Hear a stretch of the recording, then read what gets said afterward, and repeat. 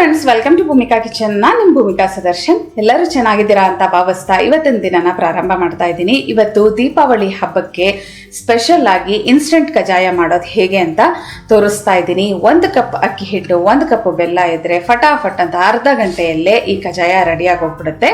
ಇದನ್ನ ಮಾಡೋದು ಹೇಗೆ ಅಂತ ನೋಡೋಣ ಬನ್ನಿ. ಕಜಾಯನ ಅಕ್ಕಿ ಹಿಟ್ಟಲ್ಲಿ ಮಾಡ್ಕೊಳ್ಳೋದು.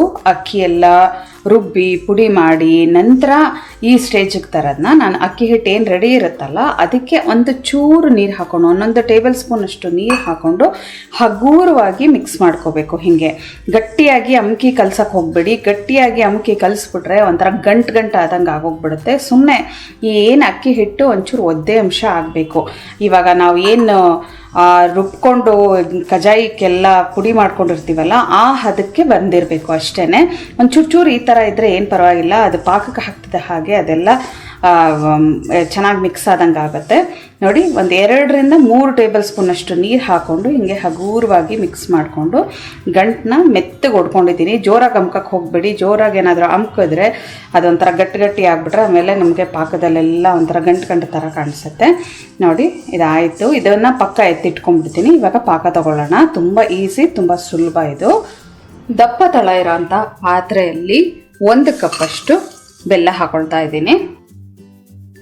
1/4 ಕಪ್ಪು ಒಂದು ಸ್ವಲ್ಪ ಕಮ್ಮಿ ನೀರು ಹಾಕೊಳ್ತಿದ್ದೀನಿ. ಇವಾಗ ಇದನ್ನು ಕರಗಿಸ್ಕೊಳ್ಳೋಣ. ಬೆಲ್ಲನ ಮೊದಲು ಎಲ್ಲ ಈ ಥರ ಮಿಕ್ಸ್ ಮಾಡ್ತಾ ಇದ್ರೆ ನಿಧಾನವಾಗಿ ಕರಗುತ್ತೆ. ಬೆಲ್ಲ ಎಲ್ಲ ಚೆನ್ನಾಗಿ ಕರಗಿದೆ. ಇವಾಗ ಒಂದ್ಸಲ ಶೋಧಿಸ್ಕೊಂಡ್ಬಿಡೋಣ. ಬೆಲ್ಲದಲ್ಲಿ ಏನೇ ಆದರೂ ಒಂಚೂರಾದರೂ ಗಲೀಜಿದ್ದೇ ಇರುತ್ತೆ. ಸ್ಟವ್ ಆಫ್ ಮಾಡಿ ಶೋಧಿಸ್ಕೊಂಡು ಇದೇ ಪಾತ್ರೆಗೆ ಬೆಲ್ಲ ಹಾಕೊಳ್ತೀನಿ.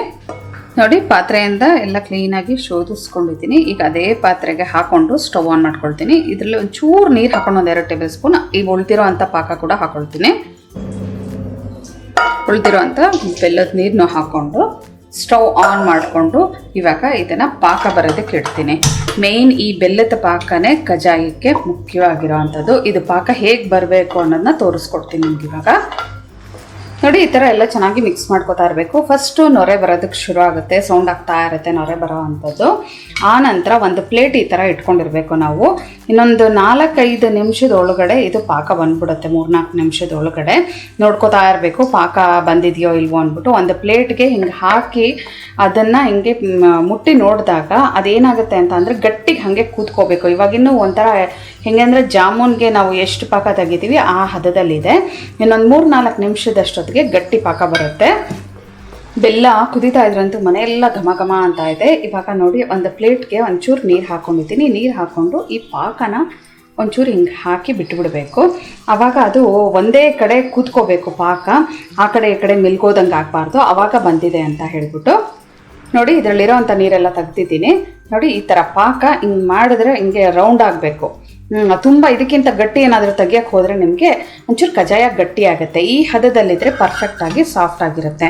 ಇವಾಗ ಇದಕ್ಕೆ ಈ ಟೈಮಲ್ಲೇ ನಾನು ಏಲಕ್ಕಿ ಪುಡಿ ಹಾಕೊಂಡ್ಬಿಡ್ತಾ ಇದ್ದೀನಿ. ಮಿಕ್ಸಿಂಗ್ಗೆ ಚೆನ್ನಾಗಿ ಬೇಗ ಆಗುತ್ತೆ ಅಂದ್ಬಿಟ್ಟು ಒಂದು 4-5 ಏಲಕ್ಕಿನ ಒಂಚೂರು ಸಕ್ಕರೆ ಹಾಕ್ಕೊಂಡು ಪುಡಿ ಮಾಡ್ಕೊಂಡಿದ್ದೀನಿ. ಇವಾಗ ನಾವೇನು ಅಕ್ಕಿ ಹಿಟ್ಟಿಗೆ ಒಂಚೂರು ನೀರು ಹಾಕಿ ಮಿಕ್ಸ್ ಮಾಡಿ ಇಟ್ಕೊಂಡಿದ್ವಲ್ಲ ಅದನ್ನು ಹಾಕಿ ನಿಧಾನವಾಗಿ ಮಿಕ್ಸ್ ಮಾಡ್ಕೊಳ್ಳೋಣ. ನೋಡಿ, ಒಂದು ಸ್ವಲ್ಪನೇ ಹಾಕ್ಕೊಂಡು ಮಿಕ್ಸ್ ಮಾಡ್ಕೋಬೇಕು. ಕಂಪ್ಲೀಟ್ ಲೋ ಫ್ಲೇಮಲ್ಲಿ ಇಟ್ಕೊಂಡ್ಬಿಟ್ಟಿದ್ದೀನಿ. ಲೋ ಫ್ಲೇಮಲ್ಲಿ ಇಟ್ಕೊಂಡು ನೋಡಿ, ಇಷ್ಟಿಷ್ಟು ಒಂದೊಂದು ಬ್ಯಾಚನ್ನೇ ಹಾಕ್ಕೊಂಡು ಹೀಗೆ ಚೆನ್ನಾಗಿ ಮಿಕ್ಸ್ ಮಾಡ್ಕೋಬೇಕು. ನಿಮ್ಗೆ ಯಾರಾದರೂ ಸಹಾಯಕ್ಕಿದ್ರೆ ಒಬ್ಬರು ಹಾಕ್ತಾಯಿದ್ರೆ ಒಬ್ಬರು ಮಿಕ್ಸ್ ಮಾಡ್ಕೊಳ್ಳೋಕ್ಕೆ ಸರಿ ಹೋಗುತ್ತೆ. ಜಾಸ್ತಿ ಕ್ವಾಂಟಿಟಿ ಮಾಡಬೇಕಾದ್ರೆ ನನ್ನಂಗೆ ಹಿಂಗೆ 1 ಕಪ್ ಅಷ್ಟೆಲ್ಲ ಮಾಡಿಕೊಂಡ್ರೆ ಯಾರ ಸಹಾಯ ಏನು ಬೇಕಾಗಲ್ಲ, ಒಬ್ಬರೇ ಮಾಡ್ಕೋಬೋದು. ನೋಡಿ, ಇದನ್ನು ಈವನಾಗಿ ಕ್ಲೀನಾಗಿ ಹೊಂದಿಸ್ಕೊತೀನಿ. ಇವಾಗ ನೋಡಿ, ಎಷ್ಟು ಹಾಕ್ತಿದ್ದು ಹಾಗೆ ಚೆನ್ನಾಗಿ ಮಿಕ್ಸ್ ಮಾಡ್ತಾ ಹೊಂದ್ಕೊಂಡಂಗೆ ಆಗೋಯ್ತು. ಒಂದು ಚೂರು ಗಟ್ಟಿಗೆ ಏನಾದರೂ ಅದು ಗಂಟು ಥರ ಇದ್ರೂ ಅದು ಈ ಟೈಮಲ್ಲಿ ಒಡ್ಕೊಂಡ್ಬಿಡುತ್ತೆ. ಸ್ಟವ್ ಆಫ್ ಮಾಡ್ಕೊಳ್ತಾ ಇದ್ದೀನಿ. ಇನ್ನು ಏನಾದರೂ ನಾವು ಸ್ಟವ್ ಆನಲ್ಲೇ ಇಟ್ಕೊಂಡ್ರೆ ಅದು ಒಳ್ಳೆ ಇನ್ನೂ ಕಲ್ಲಾದಂಗೆ ಆಗೋಗ್ಬಿಡುತ್ತೆ ಪಾಕ. ಎಲ್ಲ ಚೆನ್ನಾಗಿ ಮಿಕ್ಸ್ ಮಾಡಿಕೊಂಡು ಸುದರ್ಶನ್ ಹತ್ರ ಒಂಚೂರು ಹೆಲ್ಪ್ ತೊಗೊಂಡು ಕ್ಲೀನಾಗಿ ಮಿಕ್ಸ್ ಮಾಡಿಸ್ಕೊಳ್ತೀನಿ. ಆದಷ್ಟು ಎಲ್ಲ ಚೆನ್ನಾಗಿ ಹೊಂದಿಸ್ಕೊಂಡಿದ್ದೀನಿ. ಈ ಗಂಟಿದೆ ಅಂತ ಅನ್ಕೋಬೇಡಿ. ಇದನ್ನು ನಾದ್ಕೊಂಡ್ರೆ ಕಂಪ್ಲೀಟಾಗಿ ಹೊಟ್ಟೋಗ್ಬಿಡುತ್ತೆ. ಇದಕ್ಕೆ 1 ಟೇಬಲ್ ಸ್ಪೂನ್ ಅಷ್ಟು ಎಣ್ಣೆ ಹಾಕ್ಕೊಳ್ತಿದ್ದೀನಿ. ಯಾಕೆಂದರೆ ಡ್ರೈ ಆಗಬಾರ್ದು. ಇನ್ನು ಒಂದು ಸ್ವಲ್ಪ ಹೊತ್ತು ತಣ್ಣಗೆ ಆಗ್ತಾ ಒಣಗ್ದಂಗೆ ಆಗೋಗ್ಬಿಡುತ್ತೆ. ಅದಕ್ಕೋಸ್ಕರ ಇದನ್ನು ಹಾಕ್ಕೊಂಡು ಒಂದು ಸಲ ಹಿಂಗೆ ಎಲ್ಲ ಚೆನ್ನಾಗಿ ಮಿಕ್ಸ್ ಮಾಡ್ಕೊಳ್ತೀನಿ. ಈ ಒಂದು ಹಿಂಗೆ ಪಾತ್ರೆಯಿಂದ ಆಚೆಗೆ ಬರೋ ಟೈಮಲ್ಲೇ ಒಂದು ಬೌಲ್ಗೆ ಹಾಕ್ಕೊಂಡು ಟ್ರಾನ್ಸ್ಫರ್ ಮಾಡಿ ಇಟ್ಕೊಂಬಿಡೋಣ. ಇದರಲ್ಲೇ ಬಿಟ್ಟರೆ ಇದ್ರ ಬಿಸಿ ಶಾಖಕ್ಕೆ ಒಣಗ್ದಂಗಾಗಿ ಒಂಥರ ಗಟ್ಟಿ ಆದಂಗೆ ಆಗೋಗ್ಬಿಡುತ್ತೆ. ಒಂದು ಬೌಲ್ಗೆ ಅಥವಾ ಬಾಕ್ಸ್ಗೆ ಟ್ರಾನ್ಸ್ಫರ್ ಮಾಡ್ಕೊಳ್ತೀನಿ ನಾನು ಇವಾಗ ಇದನ್ನು. ನೋಡಿ ಈ ಥರ ಒಂದು ಬಾಕ್ಸ್ಗೆ ಹಾಕ್ಕೊಂಡ್ರೆ ಆ ಒಂದು ಇದರಿಂದ ತೊಗೊಂಡು ಎಲ್ಲ ಈ ಟೈಮಲ್ಲಿ ಒಂದು ತೊಳ್ತೀವಲ್ಲ ಆ ಟೈಮಲ್ಲಿ ಅಲ್ಲಿ ಒಂಚೂರು ಏನಾದರೂ ಗಂಟಿದ್ರೆ ಹಿಂಗೆ ಕ್ಲೀನಾಗಿ ನಾದ್ಕೊಂಬಿಡೋಣ. ನೋಡಿ ಎಷ್ಟು ಚೆನ್ನಾಗಿ ಪರ್ಫೆಕ್ಟಾಗಿ ಉಂಡೆ ಬರುತ್ತೆ. ಇದಕ್ಕೆ ಒಂಚೂರು ಎಳ್ಳು ಮತ್ತು ಗಸಗಸೆನ ಹಾಕ್ಕೊಂಡು ಇದನ್ನು ಕಜ್ಜಾಯ ಥರ ಬೇಯಿಸ್ಕೊಳ್ಳೋಣ. ಕಜ್ಜಾಯ ಬೇಯಿಸೋದು ಹೇಗೆ ಅಂತ ತೋರಿಸ್ತೀನಿ. ಇವಾಗೆಲ್ಲ ಕಂಪ್ಲೀಟ್ ಮುಟ್ಟೋಷ್ಟು ಬಿಸಿಯಾಗಿದೆ ನೋಡಿ. ಫಟಾಫಟ್ ಅಂತ 10ರಿಂದ 15 ನಿಮಿಷದಲ್ಲಿ ಪಾಕನೂ ತೆಗ್ದಿದ್ದಾಯಿತು. ಇವಾಗ ಕಜ್ಜಾಯ ಬೇಯಿಸ್ಕೊಳ್ಳೋಣ. ಆವಾಗಲೇ ಉಂಡೆ ಏನು ತೋರಿಸಿದ್ನಲ್ಲ ಆ ಉಂಡೆನ ಕ್ಲೀನಾಗಿ ಹಿಂಗೆ ತಗೊಂಡು ಅದಕ್ಕೆ ಮೇಲ್ಗಡೆ ಗಸಗಸೆ ಮತ್ತು ಹುರ್ಗಡ್ಲೆನ ಕೋಟ್ ಮಾಡ್ಕೋಬೇಕು. ಕೋಟ್ ಮಾಡಿಕೊಂಡು ಒಂದು ಪ್ಲಾಸ್ಟಿಕ್ ಶೀಟು ಅಥವಾ ಸಿಲಿಕಾನ್ ಶೀಟ್ ಮೇಲೆ ಎಣ್ಣೆನ ಗ್ರೀಸ್ ಮಾಡಿಕೊಂಡು ಅದ್ರ ಮೇಲೆ ಇಟ್ಕೊಂಡು ಕಜ್ಜಾಯ ಥರ ತಟ್ಕೋಬೋದು.